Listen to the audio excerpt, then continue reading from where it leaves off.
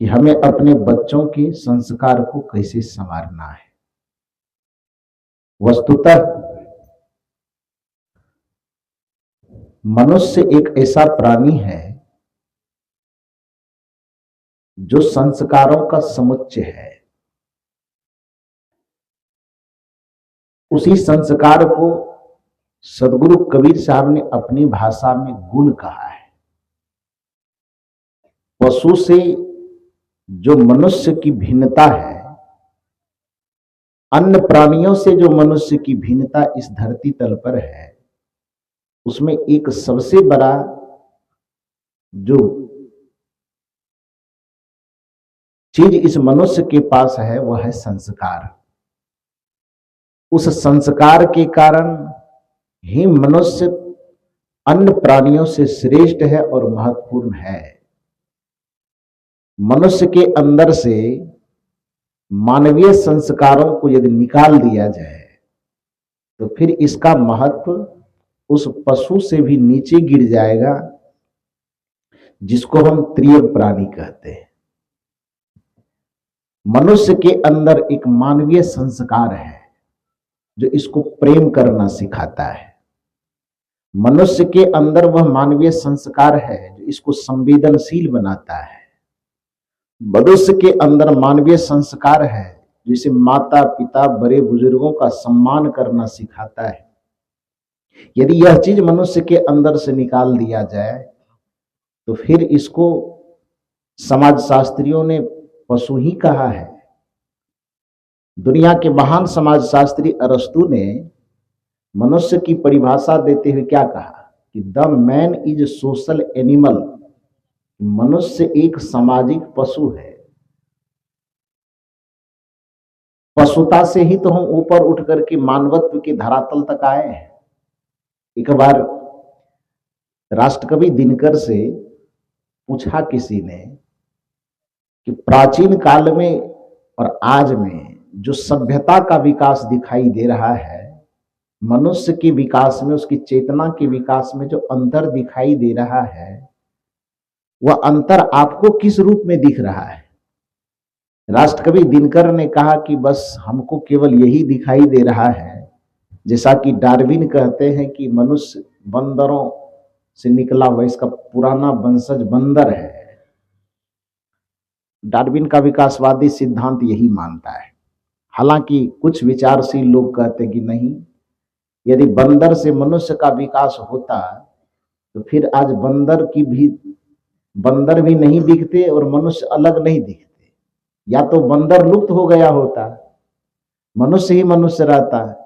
लेकिन बंदर की भी प्रजातियां दिखाई दे रही है और मनुष्य की भी प्रजाति दिखाई दे रही है। ये कैसे माना जाए कि बंदर विकसित होते होते होते होते मनुष्य बन गया? तो फिर वह बंदर बचा कैसे? जो विकसित होकर के मनुष्यता तक पहुंच गया तो बंदर बच कैसे गया? उसको भी मनुष्य हो जाना चाहिए। लेकिन बंदर की प्रजाति यदि आज अभी के समय में है तो ये मान लेना कि बंदर से विकसित होते होते होते हम मनुष्य बन गए हैं। पता नहीं डार्विन जी को क्या लगा होगा, वो तो वही समझे। लेकिन दिनकर जी ने यहां पर बड़ा सुंदर दृष्टिकोण दिया कि डार्विन के सिद्धांतानुसार यदि मनुष्य बंदरों के वंशज से आगे बढ़ते बढ़ते बढ़ते बढ़ते मनुष्य बना है, पाषाण युग से लोह युग से होते होते आज अणु और परमाणु युग तक मनुष्य पहुंचा है। पत्थर से पत्थर टकराने से, चिंगारी निकालने से लेकर के आज आदमी जब सोलर लाइट तक पहुंचा है, तो इस विकासवादी सिद्धांत के अनुसार मुझे सिर्फ यही दिखाई देता है कि एक मनुष्य के चमड़े पर जो पशु की तरह रुआं रहता होगा वो झड़ गया है। ये बदलाव दिखाई देता है। यदि बंदर से ही यह मनुष्य बना होगा तो एक विकास और दिखाई देता है कि इसको भी पूंछ लगे होंगे तो पूंछ झड़ गया। इसके अलावा कहेंगे तो मुझे बहुत ज्यादा विकास नहीं दिखाई देता। दिनकर जी की पंक्ति है कि झरे पूंछ झड़ गए रोमांच, ये बदलाव दिखाई दे रहा है। यदि हम कहें कि मनुष्य में, सभ्यता में क्या बदलाव, क्या परिवर्तन, क्या उन्नति दिखाई दे रहा है, तो राष्ट्रकवि दिनकर ने कहा कि झरे पूंछ झड़ गए रोमांच, पशुता का झरना बाकी है। बाहर से तो संवर गए, अंदर का संवरना बाकी है। बाहर से तो संवर गए, अंदर का संवरना बाकी। अरस्तु इसी बात को कहते हैं कि मैन इज सोशल एनिमल, मनुष्य एक सामाजिक पशु है। पशु वह बाहर से नहीं दिखता है, लेकिन भीतर से वह पाश्विक प्रवृत्ति से घिरा हुआ है। सत्संग में आकर अपने संस्कारों का संवर्धन करके, ध्यान करके, भजन करके, साधना करके, संयम करके, संत सदगुरु का सानिध्य प्राप्त करके जो अपने उस पशुता को गिरा देता है, दुष्प्रवृत्ति को गिरा देता है, शोषण दमन उत्पीड़न की भावना को गिरा देता है, दूसरे को दबाने की, दूसरे को नीचा दिखाने की भावना रूपी जो पशुता हमारे अंदर है, उसको जो गिरा देता है, सचमुच में वही सच्चे अर्थ में मनुष्य कहलाता है। बाकी तो बाहर में केवल दिखने वाला मनुष्य। आकार से मनुष्य होना एक अलग बात है, विचार और संस्कार से मनुष्य होना अलग बात है। आकृति से मनुष्य होना एक अलग बात है और प्रकृति से मनुष्य होना एक अलग बात है। शकल से मनुष्य होना एक अलग बात है, लेकिन अकल से मनुष्य होना एक अलग बात है। आज शकल वाले मनुष्यों की संख्या बहुत ज्यादा, इतनी ज्यादा है कि सरकार को ये मनुष्यों को संख्या की घटाने पर विचार करना पड़ रहा है। गोस्वामी तुलसीदास जी पता नहीं कौन से धुन में लिख दिए होंगे कि बड़े भाग्य मानुष तन पावा, सुर दुर्लभ सदग्रंथ ही गावा। लेकिन आज यदि गोस्वामी जी को मूल्यांकन करने के लिए आना पड़े 300 वर्ष के बाद, तो गोस्वामी जी कहेंगे कि नहीं, मुझसे गलती हो गई। बड़े भाग्य मानुस्तन पावा यदि हमने लिखा है, तो आज की जो आपकी चाहे राज्य की सरकार है चाहे केंद्र की सरकार है, मनुष्य को बढ़ाने की योजना चला रहा है कि पशु पक्षी को। शेर बढ़े जंगल में, सरकार उस शेर को, बाघ को, भालू को, चीता को बढ़ाने की योजना बना रहा है कि घटाने की? थोड़ा बढ़िया से बोलिए। बढ़ाने की, ये पक्का है। ये तो बगल में जो हम लोग चंपारण के पास जो है ना चिड़ियाघर, उसमें गए थे घूमने के लिए, तो देख रहे थे।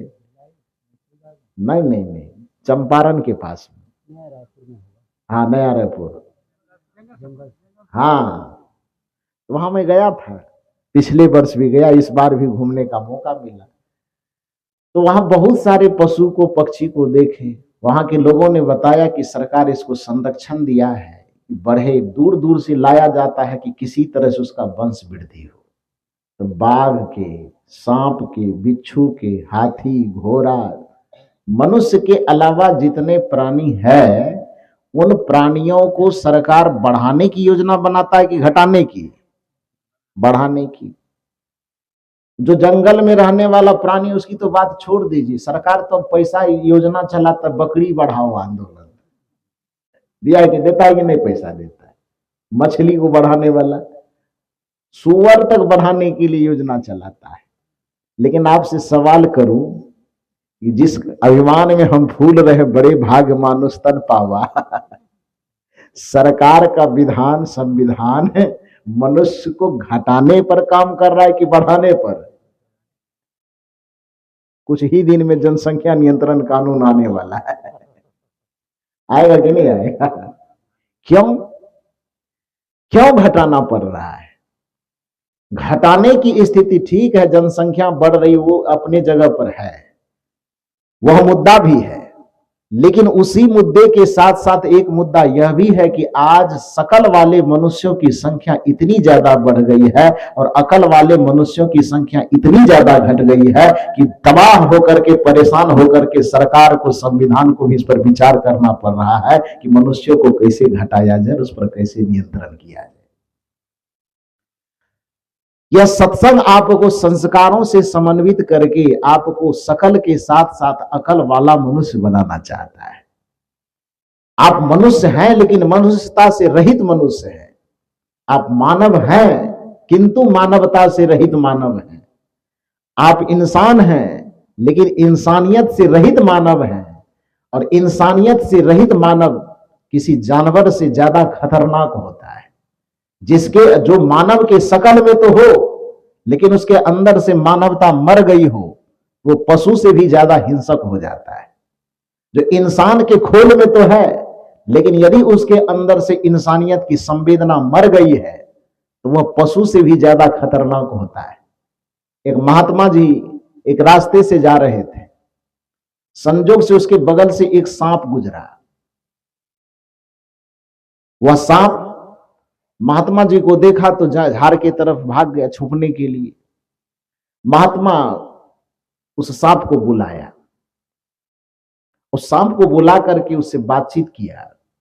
सांप से पूछा, भाई तुम एक ऐसा प्राणी हो जिसको देख करके दुनिया के बच्चे बूढ़े जवान सब डरते हैं, और तू पहला ऐसा प्राणी है जो हमको देख करके, मनुष्य को देख करके डर करके झाड़ में छिपने भाग रहा है। भागना हमको चाहिए, तू क्यों भाग रहा है? देखिए व्यंग है इसमें। सांप कहता है कि महाराज एक जमाना था जो लोग हमसे डरते थे, लेकिन अब आदमी नाम का जो प्राणी है इस संसार में वो इतना ज्यादा जहरीला और इतना ज्यादा खतरनाक हो गया है कि शायद वो सांप को भी काट ले तो सांप को भी पानी पीने का मौका न लगे। कहा क्यों? कहा इसलिए कि हम जब किसी को कदाचित, वैसे हम किसी को काटते नहीं है, वो काटने की नौबत इसलिए आती है कि जब लगता है कि कोई मुझ पर खतरा पैदा कर रहा है तो अपनी सुरक्षा के लिए हम काटते हैं। तो पहला कोशिश तो यह करते हैं कि हम किसी को दुख न दें, लेकिन यदि मुझे एहसास होता है कि कोई मुझे क्षति पहुंचाने आ रहा है तो अपनी सुरक्षा के निमित्त में उसे मजबूरन काटता हूं। लेकिन काटता भी हूं तो इतना अवकाश जरूर देता हूं कि हॉस्पिटल तक जाके कम से कम इलाज करवा ले। लेकिन ये मनुष्यता से रहित मानव इतना जहरीला सांप है, ये इंसानियत से रहित जो इंसान है आज वो इतना जहरीला सांप है कि कदाचित एक सेकंड में यदि ये काट ले तो राम राम कहने का भी मौका नहीं देता है, तुरंत वृंदावन बिहारी लाल की जय हो जाता है। होता है कि नहीं? सीधे एक बार काटे मना कनपट्टी में सटाएगा कि पेट में भोंकेगा, कौन कहना है? आज आदमी रास्ते चलता है, कदाचित इतना जमाना विकसित हो गया है कि शाम होते रहे, शाम के वक्त में यदि आदमी को यहां से निकलना पड़े इसी पंडाल से, तो कदाचित किसी आदमी को जाने में थोड़ी बहुत दिक्कत हो, नहीं जाना है, और पूछा जाए कि आप क्यों नहीं जाना चाहते हैं, तो यदि बताने में संकोच करे तो उससे दोबारा प्रश्न कीजिए कि भूत का डर लग रहा है, वो कहेगा नहीं लग रहा है। उससे पूछिए कि बाघ का डर लग रहा है कि सांप का कि बिच्छू का कि चीता का, वो कहेगा नहीं उसका डर नहीं लगता है। तब पूछिए तब लगता डर क्या? भूत का नहीं, प्रेत का नहीं, सांप का नहीं, बिच्छू का नहीं, आखिर डर किसका लगता है? वो कान में धीरे से कहेगा कि आदमी का डर लगता है। कहेगा कि नहीं कहेगा? कदाचित सांप मिल जाए तो उससे निपटने का उपाय हो सकता है, कदाचित बिच्छू मिल जाए उससे भी निपटने का उपाय हो सकता है। भूत प्रेत होता नहीं है, लेकिन मान लीजिए कि वो मिल जाए, उससे भी आदमी दो दो हाथ कर लेने का औकात रखता है, क्षमता रखता है। लेकिन एक मनुष्य जिसके सामने जाने पर मनुष्य को मुस्कुराना चाहिए, एक मनुष्य के सामने आने पर आदमी को भय रहित होना चाहिए, लेकिन दुर्भाग्य है कि यदि जहरीला प्राणी भी आ जाए, जहरीला जानवर आ जाए, मनुष्य उससे तो भय से मुक्त हो लेता है, उससे दो हाथ करके आगे दाएं बाएं करके निकल जाने की जुगाड़ बना लेता है। लेकिन यदि सामने में कोई मनुष्य दिख जाए तो मनुष्य भय से इतना भर जाता है, जितना वह जानवर से नहीं डरता उतना आज मनुष्य से डरता है। एक भजन हम लोग गाते हैं, लग गया है ग्रहण आदमी को, आदमी से जलन आदमी को। आज आदमी की स्थिति यह है, क्यों? संस्कार गायब हो गया है, सभ्यता मर्यादा संवेदना सब उसके हृदय से गायब हो गई, केवल आदमी का पुतला बना हुआ है।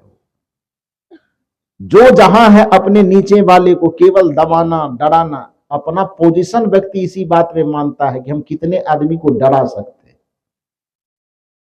वह अपने आप को उतना बड़ा पदाधिकारी समझता है जो जितने आदमी को ज्यादा डरा सकता है।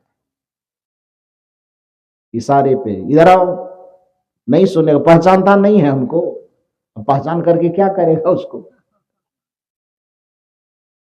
लेकिन अपनी पहचान बचाने बताने के पीछे का वजह यह कि हमको पहचानो कि हमसे तुम डरो, हमारे नीचे दबे रहो। तो जिस आदमी के नीचे जितने आदमी दबे रहते हैं, डरे रहते हैं, वह आदमी अपने आप को समझता है कि हम उतना बड़ा आदमी है ना। आपने एक बहुत बड़े विद्वान जो चित्रकार थे, उसका नाम था पिकासो, आपने नाम सुना होगा, बहुत बड़े चित्रकार थे। कहा जाता है कि एक बार वो कहीं यात्रा पर निकले हुए थे, तो रास्ता में चलते चलते चलते चलते सड़क के किनारे खेत में उसको दिखाई दिया पुतला। लोग अपने अपने खेतों में चिड़िया सबको भगाने के लिए, डराने के लिए पुतला लगा देता है ना। किसी भी साग सब्जी फसल वाले खेत में जो पुतला को देख के चिड़िया सब कम से कम डरे, सोचे कि आदमी है। तो आदमी की तरह ही एक बांस, एक लकड़ी लगा देता है, अपने घर में जो पुराना जूता उता है उसको पहना देता है, फटा पैजामा फटा कुर्ता लगा देता है, और मुंह बनाने के लिए एक हंडी लगा देता है, और उसमें भी मोछ बनाने के लिए चूना लगा देता है। लगाता है ना, उधर बिहार प्रदेश में ज्यादा होता है। कुछ जगह पर तो लोग इतने अंधविश्वास में पड़े रहते हैं कि घर मकान नया बनाता है तो किसी की नजर न लग जाए, कोई जंतर मंतर न कर दे, अब शगुन न हो जाए, उसके लिए मकान बिल्डिंग तैयार करते करते बस वो पुतला वहां लटका देता है। पता नहीं पुतला लटकाने से क्या उसमें नजर घटता है कि बढ़ता है, वो तो लटकाने वाला समझे। लोग भी अजीब अजीब है, कहीं पुतला लटका देता है, कहीं नई गाड़ी खरीदा तो जूता लटका देता है। एक शिक्षक था, नया गाड़ी खरीदा, हमको बोला साहब उसको थोड़ा फूल वगैरह छीट दीजिए। तो मैं फूल वगैरह छीटा, शुभकामना किया कि अच्छा ढंग से गाड़ी चले। उसके बाद उन्होंने कहा साहब रुकिए रुकिए रुकिए, एक मिस्टेक हो गया। मैंने कहा मिस्टेक क्या हुआ? फूल ला ही दिए हैं, जल छीट ही दिए हैं, प्रसाद चढ़ा ही दिए हैं, कुछ दक्षिणा वगैरह भी रख ही दिए हैं, तो अब मिस्टेक क्या हुआ? उन्होंने कहा साहब एक इंपॉर्टेंट चीज छूट गया है। मैंने कहा क्या? और 5 साल का पुराना जूता छूट गया, आगे में लटकाना है। मैंने कहा इतनी सुंदर गाड़ी खरीदे है, इतना बढ़िया बढ़िया प्रसाद लाए हैं, साधु महात्मा पूजा कर रहे हैं, गाड़ी सुंदर देखने में लगे, जूता कहाँ लटकाएंगे? तो आगे पोजीशन में लटकाएंगे, मुंह पर। मैंने कहा क्यों? गाड़ी सुंदर है, कीमती है, इसलिए इसके मुंह पर लटकाएंगे तो किसी की नजर नहीं लगेगी। हम कहे घर में खाली गाड़ी सुंदर है कि और कोई सुंदर है?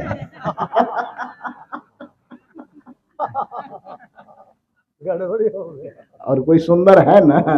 तो बोला हाँ सुंदर तो है। मैंने कहा कौन? का पत्नी। मैंने कहा ये जूता ले जाके वहां भी लटका देना, किसी की नजर न लग जाए।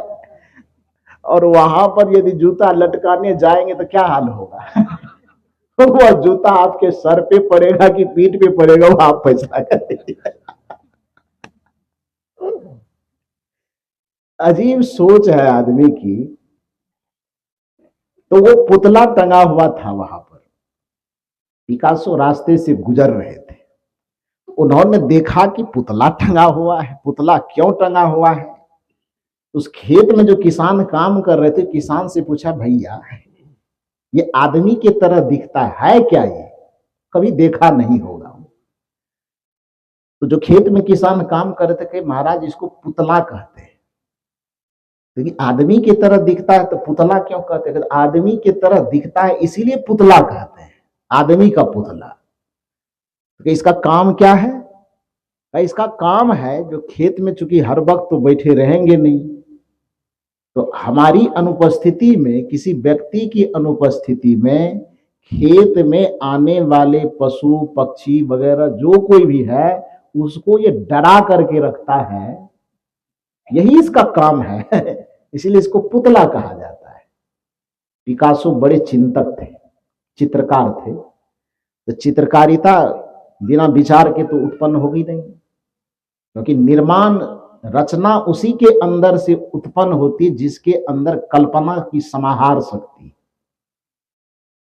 इसलिए जो काव्य शास्त्र में माना जाता है कि काव्य की रचना कौन कर सकता है, तो जिसके अंदर या तो प्रतिभा हो, जिसके अंदर कल्पना की शक्ति हो, या जिसके अंदर अप्रतिहत अभ्यास करने की क्षमता हो, वही व्यक्ति किसी भी चीज की रचना कर सकता है। चाहे चित्र की रचना करे, साहित्य की रचना करे, कि अच्छे संगीतज्ञ बने, कि अच्छे वक्ता बने, कि अच्छा तैराक बने, कि अच्छा क्रिकेटर बने।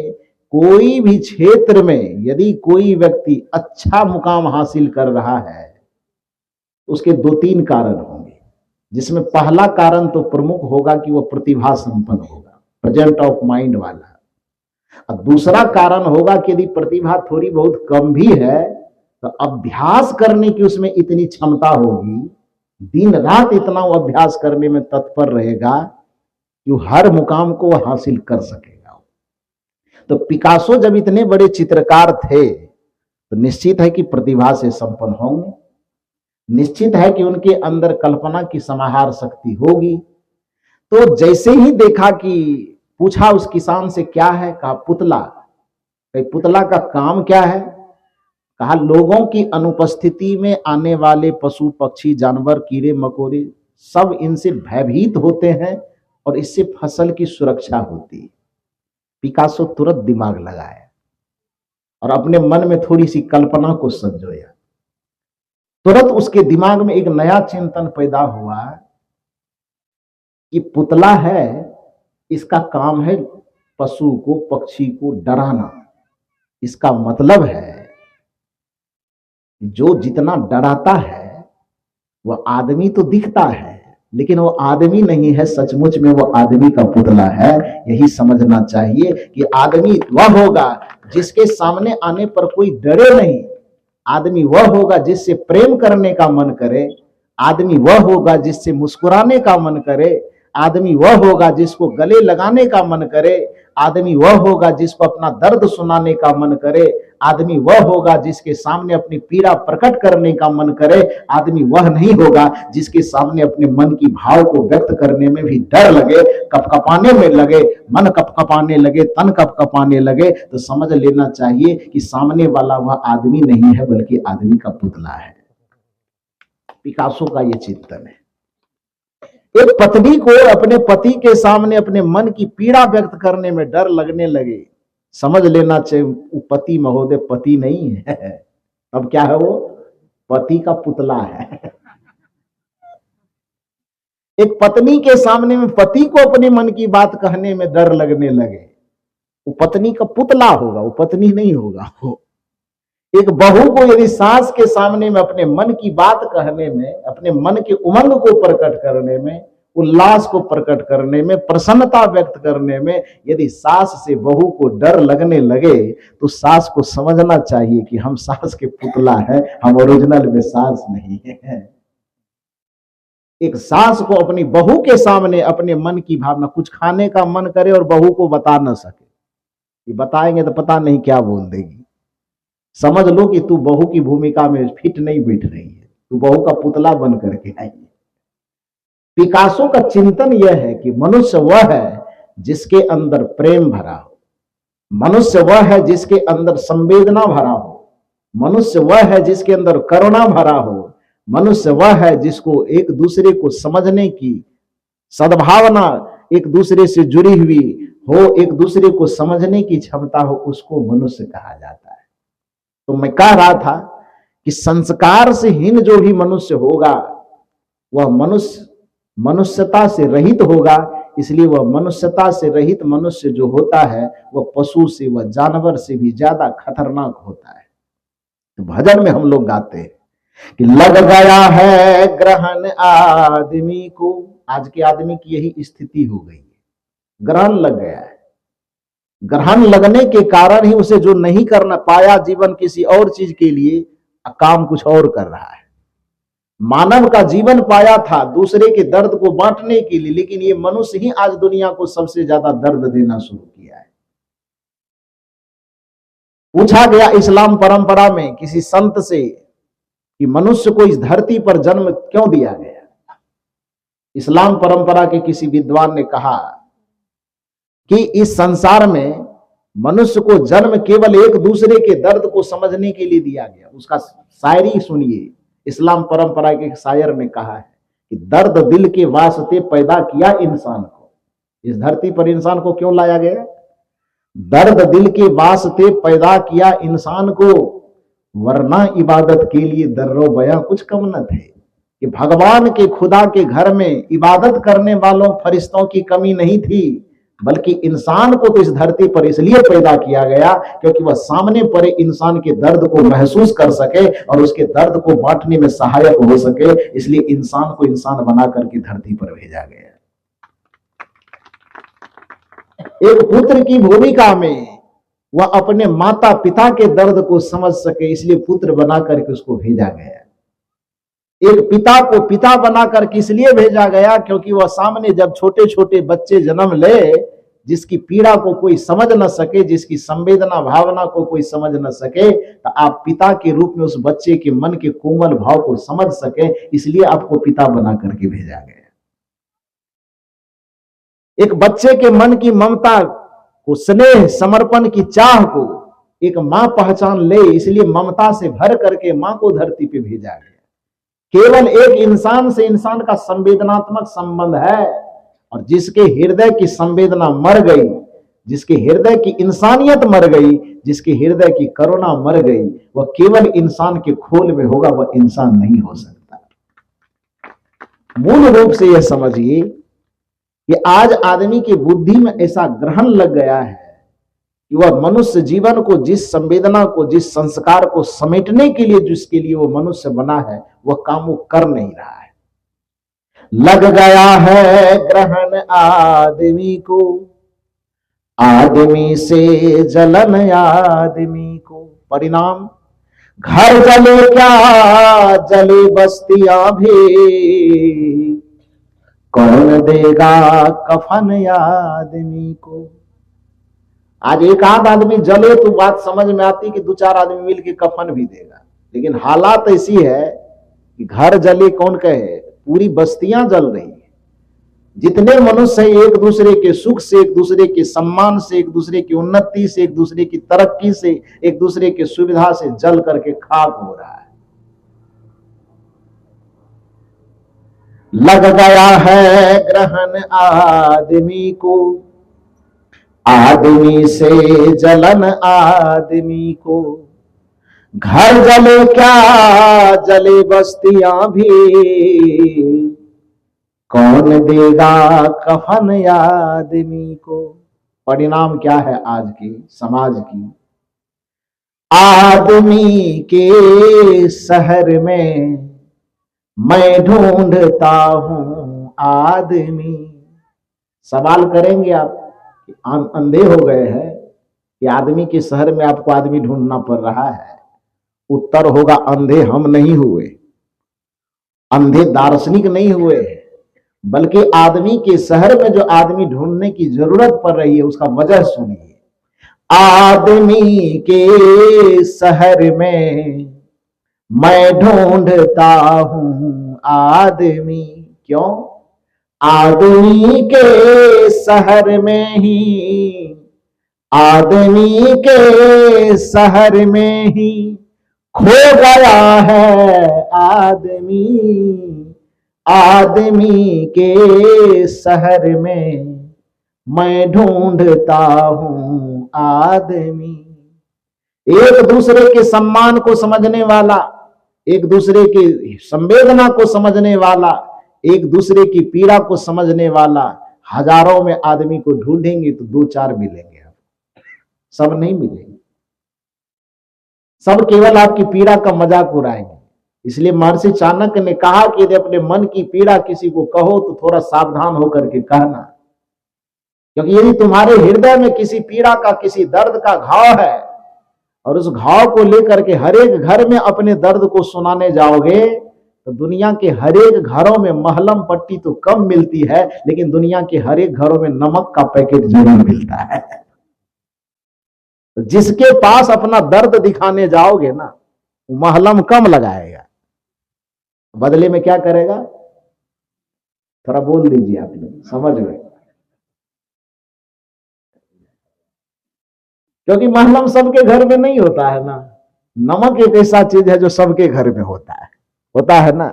तो घाव दिखाने जब जाएंगे तो महलम मिले ना मिले कोई गारंटी नहीं है, लेकिन नमक जरूर मिलेगा। मिलेगा कि नहीं?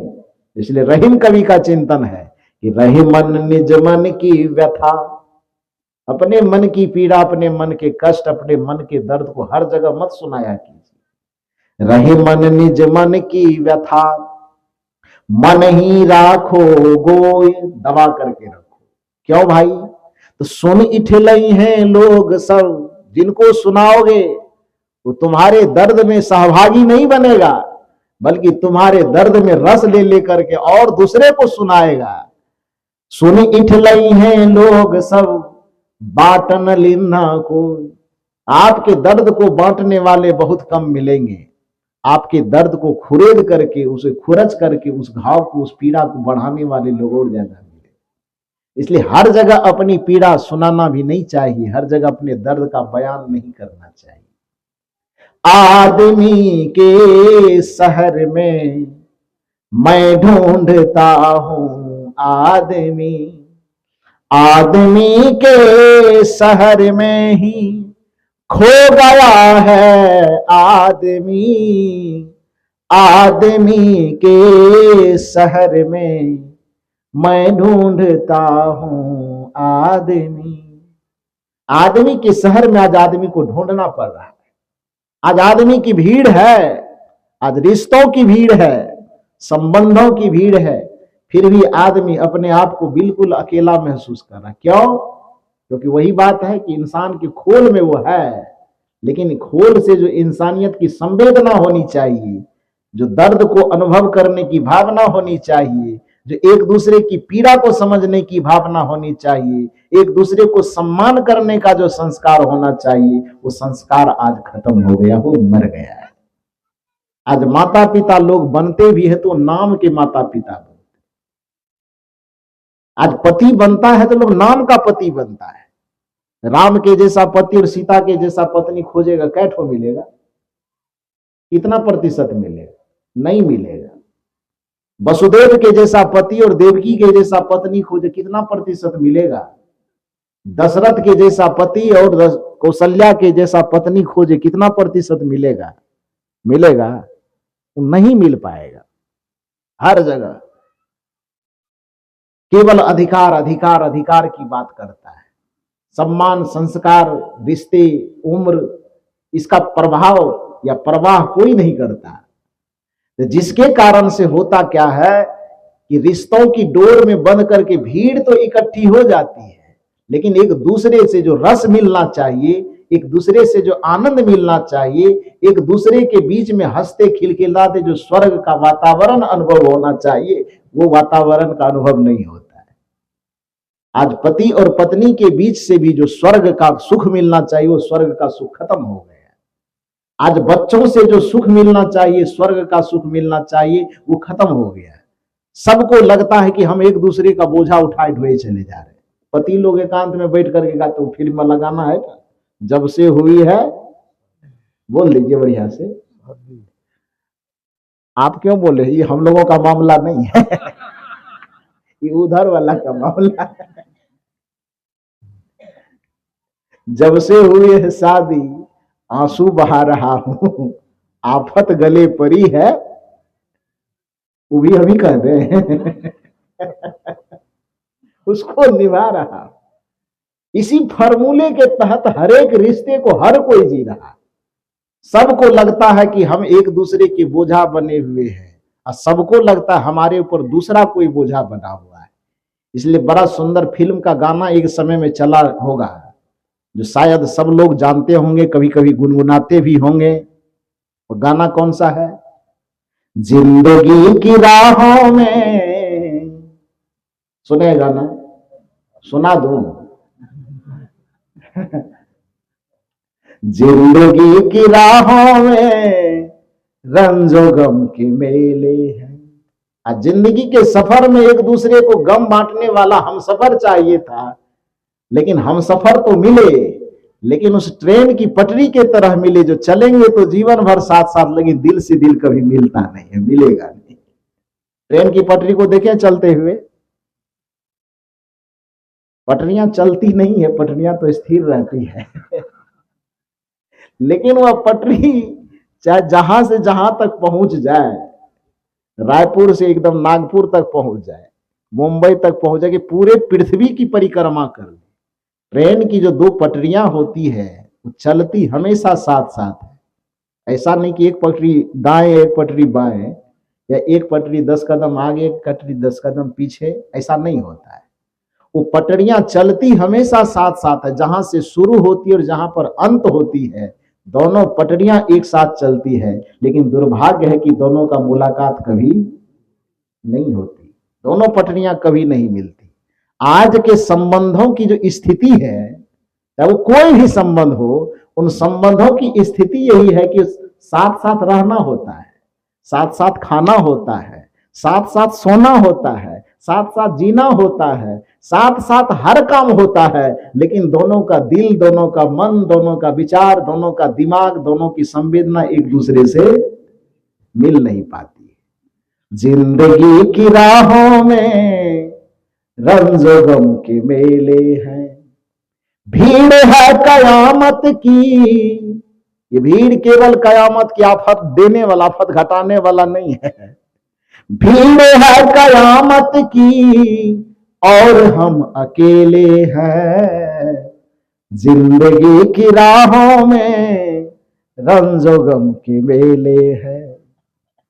गाना लिखने वाला शायद वो सत्संगी होगा, बड़ा अनुभव किया होगा पीरा को। वो बड़ा सुंदर से पंक्ति खींचा है वो, आईने के 100 टुकड़े करके हमने देखे हैं। यहां इसका अभिप्राय क्या हुआ?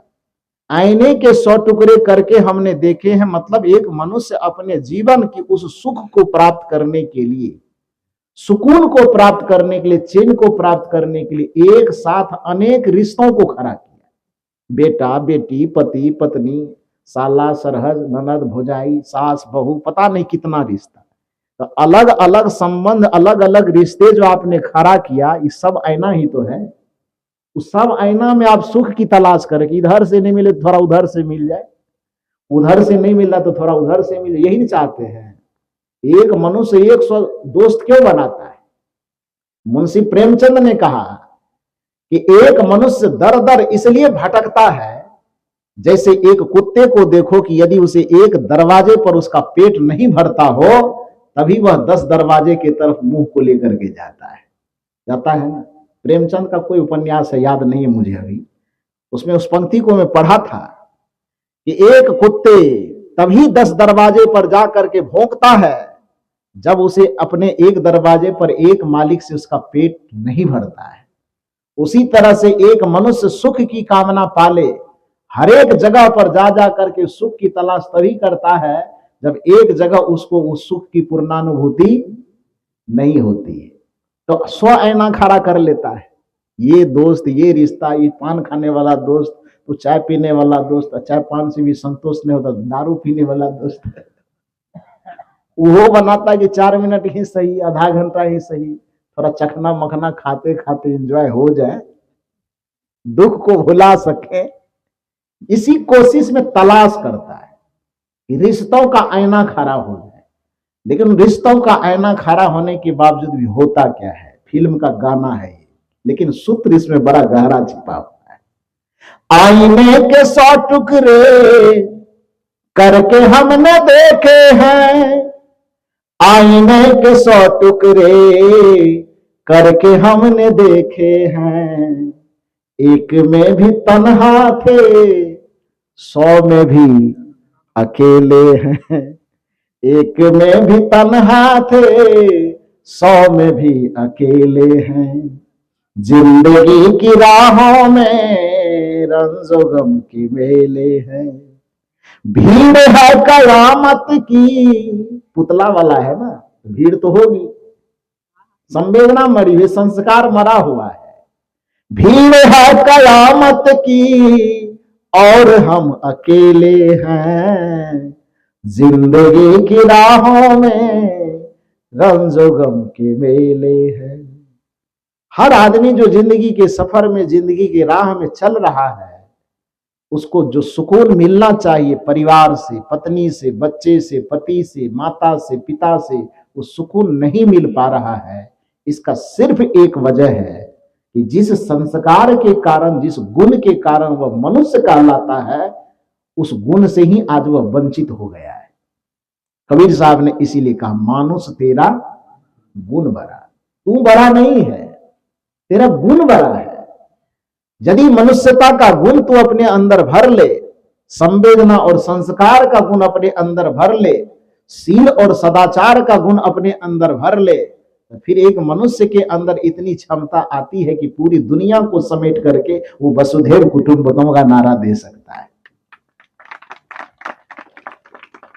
एक गांधी के अंदर इतनी क्षमता है कि गुजरात की धरती पर जन्म लेकर के पूरे भारत के तो राष्ट्रपिता बने ही बने।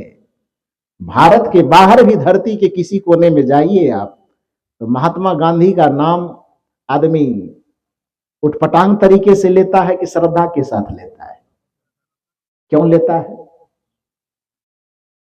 क्योंकि उसके सामने में देश की सीमा का कोई मतलब नहीं है। उसके सामने में देश को, भारत कोई राष्ट्र नहीं है, उसके सामने में विश्व एक राष्ट्र है। उसके सामने में छत्तीसगढ़, गुजरात, बिहार, बंगाल और कुछ नहीं है।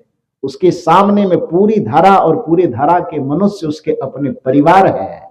गांधी के सामने जब भी कोई व्यक्ति आता है तो वो हर एक नए व्यक्ति को भी लगता है कि गांधी जी उसके अपने हैं। उनकी समस्या में भले कोई खड़ा हो कि ना खड़ा हो, लेकिन यदि किसी पीड़ित मानवता को, किसी तड़पते मानवता को देखेंगे गांधी जी, तो चाहे वो धरती का कोई भी कोना होगा, गांधी उठ करके खड़ा होगा। इसलिए गांधी उनको धरती का पिता लगता है। तो एक मनुष्य यदि अपने अंदर मनुष्यता के गुण को भर ले तो फिर वो गांधी हो जाता है। एक मनुष्य यदि अपने अंदर संवेदना को, संस्कार को और मनुष्यता को भर ले तो वही कबीर हो जाता है। एक मनुष्य अपने अंदर मनुष्यता के गुण को भर ले, संवेदना को भर ले, शील को भर ले, सदाचार को भर ले, संस्कार को भर ले और अपने हृदय को इतना विशाल कर दे, वो पूरे धरती के भगवान बुद्ध बन जाते हैं, भगवान महावीर बन जाते हैं, गुरु नानक बन जाते हैं। राम ही राम बने तो क्यों बने भाई? आदमी से लेकर के पशु, पक्षी, गिलहरी तक को अपना लिया, तब न भगवान बने। इसका सीधा सा अर्थ है कि भगवान बनने के लिए भी आपको संवेदना का विकास करना होगा। इतना संवेदना का विकास करना होगा कि आदमी की बात छोड़ो, पशु भी आपकी बाहों में आकर के झूमने लगे, पक्षी भी आपके पास आकर के झूमने लगे। ऐसा नहीं कि पक्षी आने से डरे कि जाएंगे तो ये तो भुजिया बना के खा जाएगा। यदि ऐसी भावना एक पशु के, पक्षी के मन में हो रहा है तो समझो कि आप इंसान बनने के काबिल नहीं, तो भगवान क्या बनो। भगवान शिव को देवों का देव, महादेव कहा जाता है। इसके पीछे का भी वजह यही, कल भी मैंने कहा था कि पत्थर वाले होने के कारण वो भगवान नहीं है। हृदय में करुणा का विकास करने के कारण, संवेदना का विकास करने के कारण, मानवीय संस्कारों के विकास करने के कारण वो देवों के देव महादेव है। सोचिए कि उनके परिवार में, घर में कितने प्रेम का वातावरण छाया हुआ होगा कि उनके प्रेम की खुशबू से उनके समीप रहने वाले जो जानवर हैं, जो पशु पक्षी मानवेतर प्राणी है, उस पर भी उनके प्रेम के संस्कार का प्रभाव ऐसा पड़ गया कि दो विरोधी चीज रहने के बावजूद भी, नेचर से, प्रकृति से एक दूसरे के विपरीत रहने के बावजूद भी वो प्रेम के सागर में हिलोरे खा रहा है। कैसे? उसका उदाहरण देखिए। शिव जी के पास जो सवारी है, वो सवारी कौन चीज है? स्कॉर्पियो की फॉर्च्यूनर? क्या है? नंदी बैल। तब तो जान रहे हैं आप लोग। माता पार्वती के पास जो सवारी है वो कौन चीज है? शेर की सवारी। उनके दो पुत्र हैं, कार्तिक और गणेश जी। कार्तिक की सवारी क्या है? कोई उधर बोल रहा है गरुड़ जी।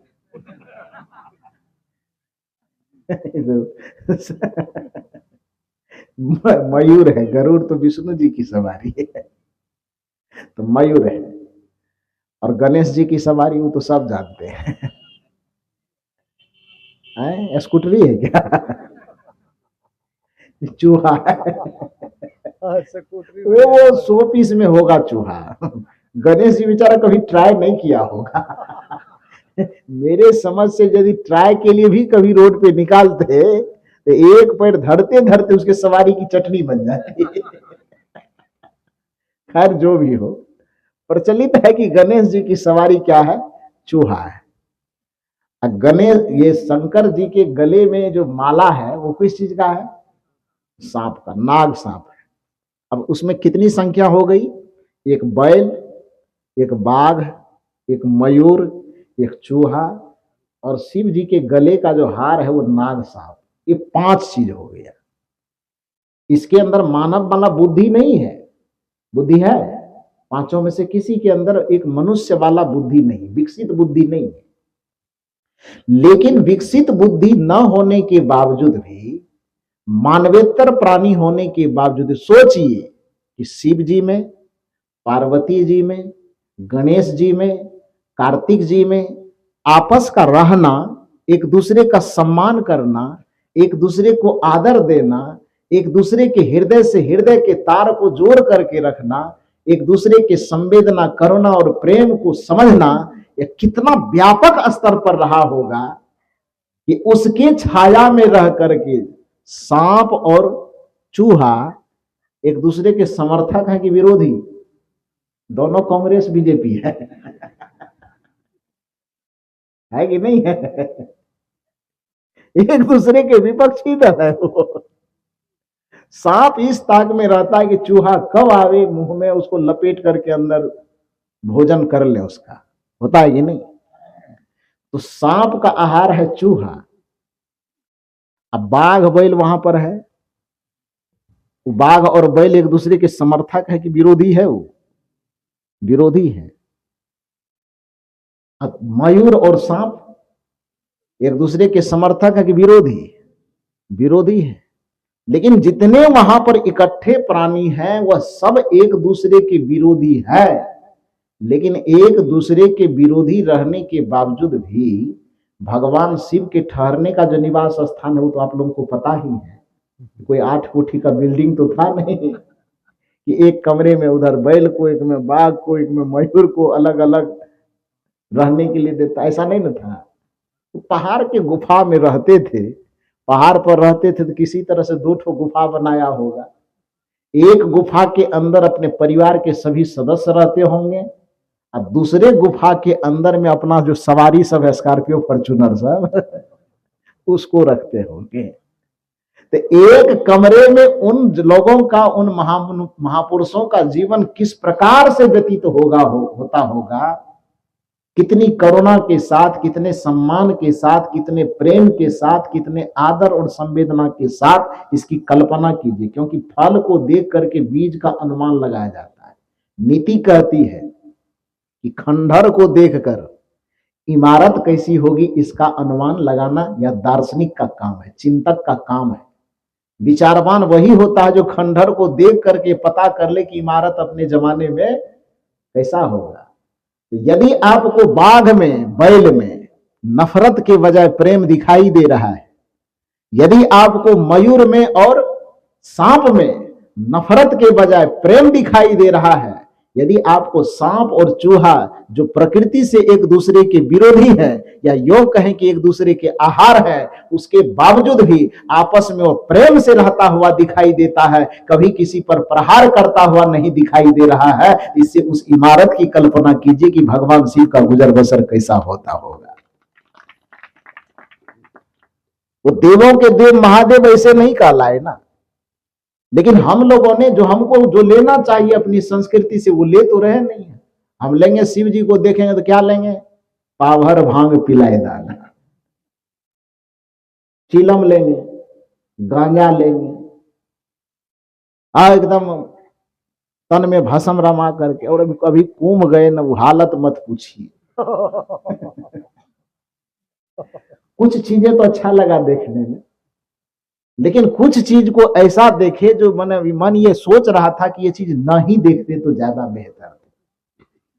जी सच बोल रहा हूं, कुछ चीज अच्छा लगा कि जीवन का ये पहला अनुभव है कि नहीं, वैसी जगह पे जाना चाहिए जहां पर इतनी संस्कृतियां, इतनी सभ्यता, इतने लोग, अलग अलग जगहों से एक जगह आपको देखने का मौका मिलता है, हर एक प्रकार के वातावरण से अवगत होने का मौका मिलता है। इसलिए मौका लगे, अवसर लगे तो ऐसी जगहों पर जाना चाहिए।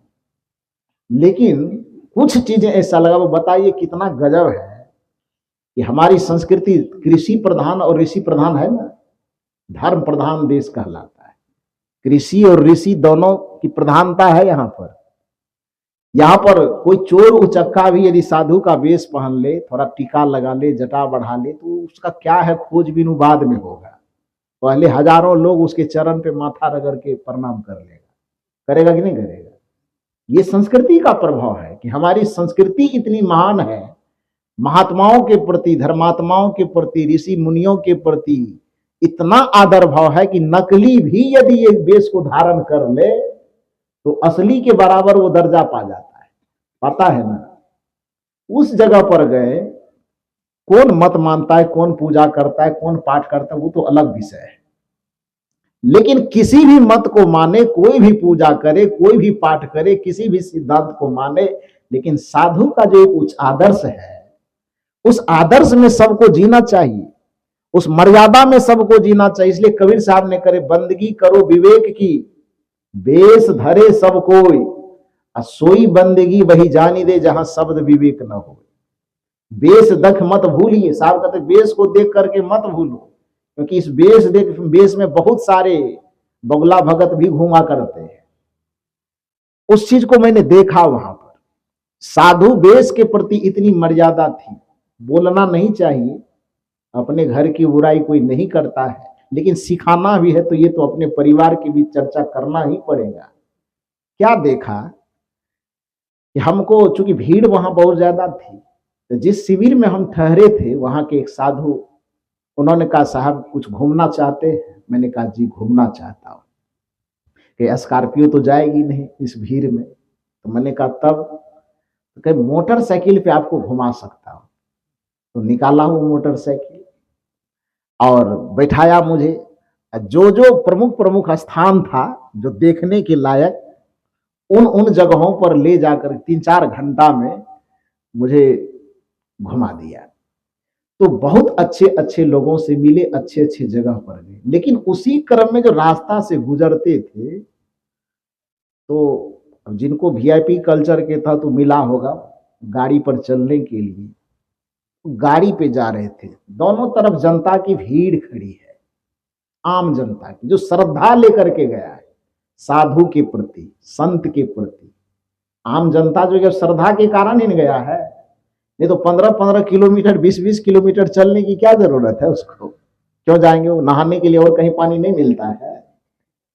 वहां तो श्रद्धा भावना के साथ लोग गया है।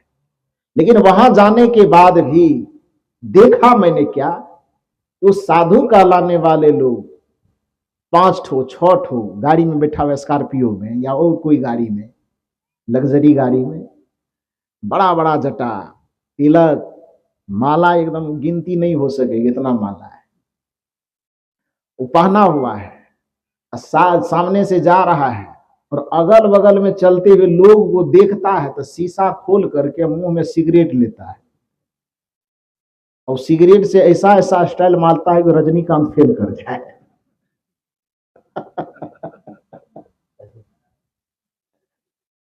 आप क्या करने लगे?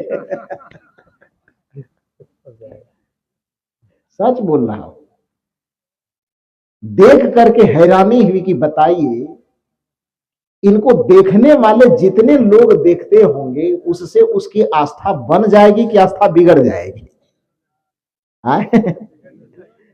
वो बिगड़ेगी कि नहीं बिगड़ेगी? उसके मन में पहली बार लगेगा कि साधु का मतलब यह भी होता है। कोई माँ महन लगा करके कोई किसी को गाली दे रहा है, जरा सा कोई बात कर इतना भड़कता है, चिमटा लेके दौड़ता है, मारेंगे तो दिमाग खराब। गांजा धोक रहा है, सिगरेट धोक रहा है, मतलब ऐसा ऐसा अद्भुत चीज कि मतलब बड़ा विचित्र लग रहा है। कहने का मतलब पूछो उनसे कि ऐसा क्यों कर रहे हैं, वो कहेंगे हम तो शंकर जी के चेला है, सिगरेट पी रहे हैं, गांजा पी रहे थे, ये शिव जी का प्रसाद है। अरे भैया, तुमको शिव जी से यदि लेने के लिए भी मिला तो खाली गंजे लेने के लिए मिला। शिव जी से लेना हो, शिव से करुणा ले लो ना, शिव जी से लेना हो तो त्याग ले लो कि हमें रहने के लिए कुछ मिले न मिले, यदि हमारे पास सामर्थ्य हो तो अपने सामर्थ्य को दुनिया के लिए लुटा दें। यह प्रेरणा लेना हो तो भगवान शिव से ले लो, ये शिव से प्रेरणा लेने की चीज है। निरहंकारी बनकर के कैसे जीना चाहिए, जिसका रक्षक कोई ना हो, जिसका कोई नहीं नाथ होता कहता, उसका कौन होता है? भोलेनाथ होता है।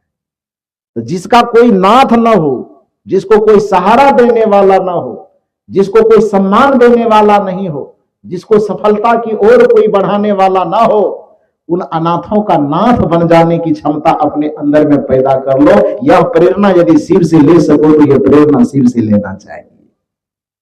वो देवों के देव महादेव इसलिए नहीं है कि गले में नाग लटकाए रहते, वो देवों के देव महादेव इसलिए है क्योंकि हृदय उनका करुणा से भरा हुआ है, मानवीय गुणों से, सद्गुणों से, सदाचारों से, शीलों से, संस्कारों से भरा हुआ है, प्रेम से भरा हुआ है। जिस प्रेम का गंगा का प्रवाह निकलने से स्वर्ग धरा पर आवे कि ना आवे, लेकिन शिव के हृदय में जो करुणा और प्रेम की संस्कार, प्रेम का संवेदना भरा हुआ है, उसके प्रवाह से इस धरती पर निश्चित ही स्वर्ग आ जाएगी, इसमें कोई दो मत नहीं। गंगा आपके मन के तापों को दूर कर सके कि न कर सके, ये कोई गारंटी नहीं दी जा सकती, लेकिन शिव के हृदय से जो करुणा की गंगा प्रवाहित होती है, शिव के हृदय से जो प्रेम और संवेदना की गंगा प्रवाहित होती है, वह गंगा यदि आपके हृदय तक पहुंच जाए तो आपके जीवन का ताप संताप सब दूर हो सकता है, सारा कष्ट मुक्त हो सकता है, ये गारंटी दी जा सकती है। उस प्रेम को अपने तक पहुंचने दीजिए।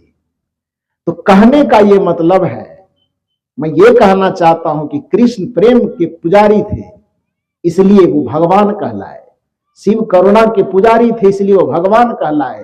तो दुनिया के जो भी महामानव हुए वो अपने अंदर के छिपे हुए गुणों का विकास करने के कारण, जिसको कबीर साहब कहते मानुष तेरा गुण बड़ा, मांस न आवे काज, हार न होते आवरण, त्वचा न बाजन बाज।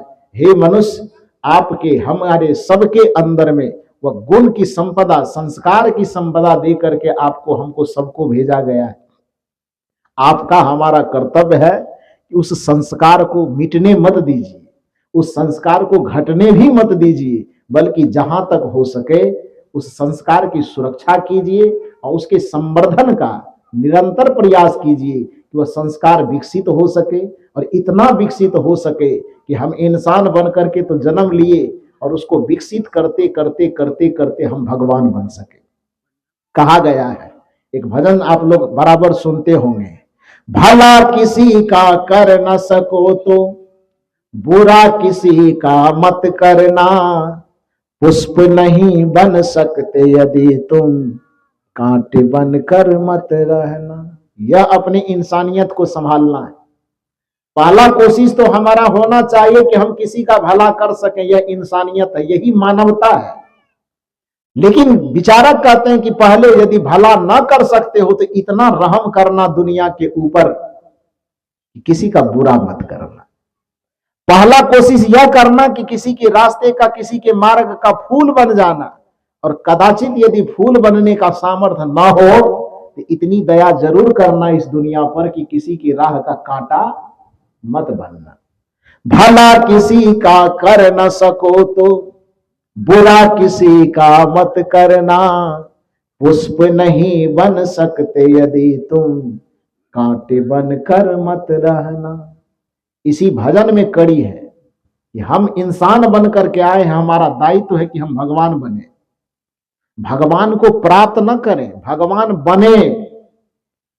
प्राप्त करना एक अलग चीज है, किसी को प्राप्त करके क्या करेंगे? प्राप्त हुआ जो भी चीज होगा वो छूट जाएगा,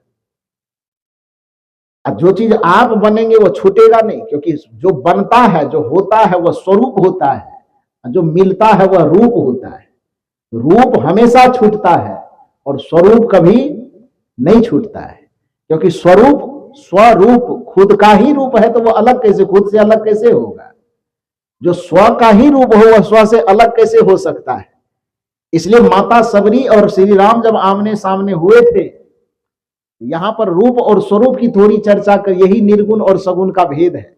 यही सदगुरु कबीर साहब के दर्शन में और अन्य महात्माओं के दर्शन में भेद है। कि अन्य महात्मा, अन्य मार्गी लोग कहते हैं कि रूप ही हमारा परम प्राप्तव्य है, कि भगवान का रूप सामने में आ जाए काफी है। कबीर साहब कहते नहीं, मैं उसको काफी नहीं मानता। जब तक अपना स्वरूप आपके सामने में प्रकट न हो तब तक भक्ति पूर्ण नहीं होती, यह कबीर साहब का कहना है। और घुमा फिरा करके कदाचित उसी बात को सब लोग स्वीकार करते, जिन्हें लगता है कि गोस्वामी तुलसीदास जी सगुणवाद के प्रचारक हैं, अयोध्यापति श्री राम जी के पास सबको ले जाना चाहते हैं, उनकी भक्ति करवाना चाहते हैं। उस व्यक्ति को श्री राम जी के दर्शन की गहराई में थोड़ा सा डूबना चाहिए, गोस्वामी जी के दर्शन में की गहराई में थोड़ा सा डूबना चाहिए, तो पता चलेगा कि घूमते फिरते गोस्वामी तुलसीदास जी को भी कबीर साहब का अनुगामी होना पड़ता है। कैसे? तो एक प्रसंग से स्मरण कीजिए। जिन्हें लगता है कि गोस्वामी तुलसीदास जी रामचरितमानस लिख करके केवल राम का प्रचार, अयोध्यापति राम का प्रचार किए हैं, उनको इस पंक्ति से समझ में आएगी कि अयोध्यापति राम जी का प्रचार करते करते करते करते अंत में गोस्वामी तुलसीदास जी कबीर के राम के पास पहुंचते हैं, जो अयोध्या में नहीं निवास करते बल्कि सबके घट घट में निवास करते हैं। कैसे? संजोग की बात है कि रामचरितमानस के अंतर्गत इस प्रसंग को जो लिखा गया, इस सबरी के सामने में श्री राम जी खड़े हैं, श्री राम जी उपदेश कर रहे हैं नवधा भक्ति की, अब माता सबरी उसको सुन रहे हैं। हालांकि वाल्मीकि रामायण में प्रसंग नहीं है, गोस्वामी जी कुछ अच्छा सोच के ही लाए होंगे, और क्या सोचे होंगे तो गोस्वामी जी जाने, ये प्रसंग उसमें अपने मन से डाले वो। तो गोस्वामी जी राम जी और मैया सबरी को खड़ा करते हैं, माता सबरी को श्रोता और श्री राम जी को वक्ता बनाते हैं। लेखक को इतनी आजादी होती है कि कुछ का कुछ कर सकते हैं, जहां न जाए रवि वहां जाए कवि, वो कल्पना से कुछ भी तैयार कर सकते हैं।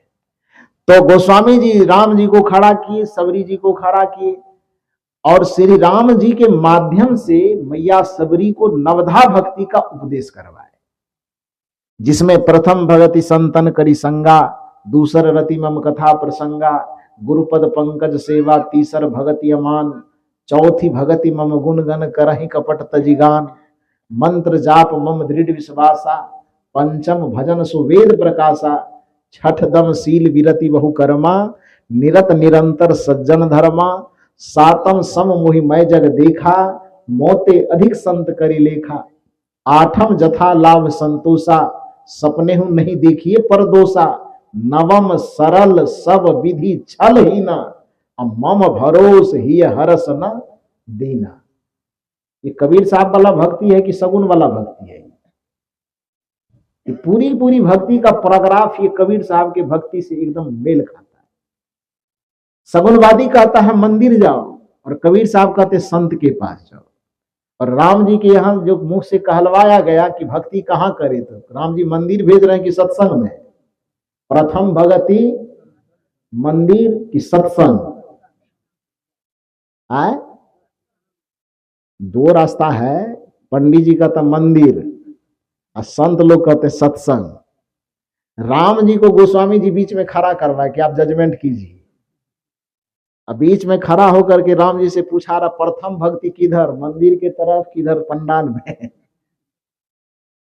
राम जी क्या कहते, प्रथम भगति। बड़ा गजब है, राम जी का खटिया खड़ा हो जाएगा। राम जी का नहीं तो जज है, गोस्वामी जी का खटिया खड़ा हो जाएगा। हालांकि इसमें किसी दूसरे का योगदान नहीं, गोस्वामी जी ने खुद ये मामला चलाया है। तो प्रथम भगति संतन करी संगा, ये दर्शन तो कबीर साहब का नहीं जी। इस संतन के संग लाग रे, तेरी अच्छी बनेगी, अच्छी बनेगी तेरी बिगड़ी बनेगी, संतन के संग पूर्ण कमाई, होय तेरो बरभाग रे तेरी अच्छी बनेगी। हंसन की गति हंस ही जाने, क्या जाने कोई कागरे।